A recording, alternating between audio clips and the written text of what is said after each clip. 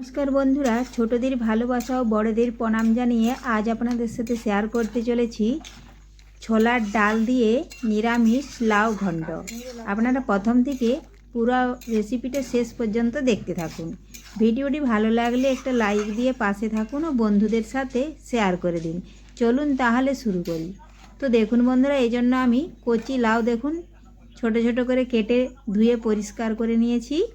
और एखाने देखुन आलू और छोलार डाल भिजिए हाफ एकटू सेদ্ধ करे निएछि कारण छोलार डालटा अनेकटाई शक्त लाउर साथे दिले किन्तु सेদ্ধ होबे ना एजन्य आलादा एकटू हाफ सेদ্ধ करे निएछि।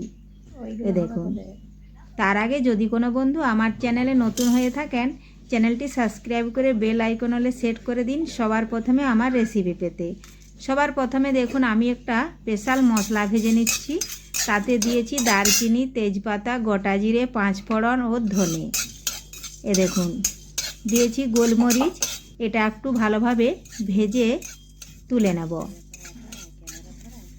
রেসিপিটা বানানো খুবই সহজ, একবার দেখলে আপনারাও বাড়িতে যে কেউ বানিয়ে নিতে পারবেন। কোনো উপোসের দিনেও বানাতে পারবেন। এটা রুটি পরোটা ভাত সব কিছু দিয়েই কিন্তু খাওয়া যাবে।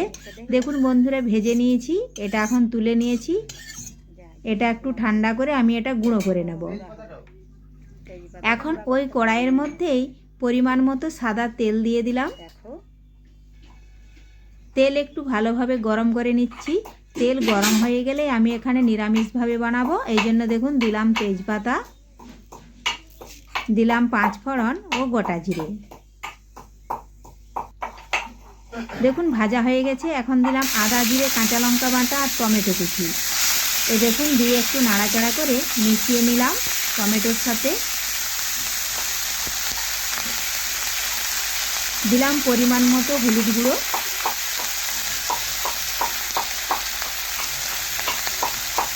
পরিমাণ মতো লাল লঙ্কার গুঁড়ো। ঝালটা আপনারা আপনাদের পছন্দ মতো দেবেন, যে যতটাই ঝাল খেতে চান সে কিন্তু ততটাই ঝাল দেবেন। আমি এখানে কাঁচা লঙ্কা বেটে দিয়েছি আর একটু সামান্য লাল লঙ্কার গুঁড়ো দিলাম। দেখুন মশলাটা কিন্তু শুকনো হয়ে গেছিলো, একটু সামান্য জল দিয়েছি আর ভালোভাবে টমেটো গলে যাওয়া পর্যন্ত একটু আমি মশলাটা ভেজে নিচ্ছি। মশলা ভাজা হয়ে গেলে আগে থেকে যে হাফ সেদ্ধ করে রেখেছিলাম আলু আর ছোলার ডাল সেটা কিন্তু দিয়ে দিলাম।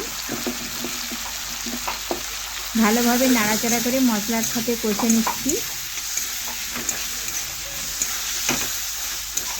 দেখুন বন্ধুরা এইভাবে ভালোভাবে কষে নিতে হবে। লাউয়ের টুকরোগুলো এখন দেখুন এখানে দিয়ে দিচ্ছি। এ দেখুন আমি সমস্ত লাউটা একেবারে দিচ্ছি না, অর্ধেকটা দিয়েছি। এখন ভালোভাবে একটু নাড়াচাড়া করে নেব আর স্বাদ মতো দিয়ে দিলাম লবণ, কারণ সবটা লাউ দিয়ে দিলে কিন্তু নাড়াচাড়া করতে একটু অসুবিধা হবে, কড়াইটা ভর্তি হয়ে যাবে। এজন্য আমি কিছুটা দিয়েছি আর বাকিটা কিন্তু একটু নাড়াচাড়া করার পরে দেখুন দিয়ে দেব।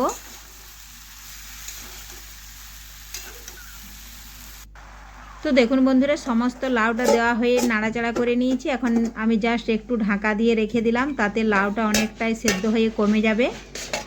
ফিরে এলাম কিছুক্ষণ পর। দেখুন বন্ধুরা ঢাকা তুলে নিয়েছি, লাউটা অনেকটাই কমে গেছে। এখন আবারও একটু ভালোভাবে নাড়াচাড়া করে নিচ্ছি।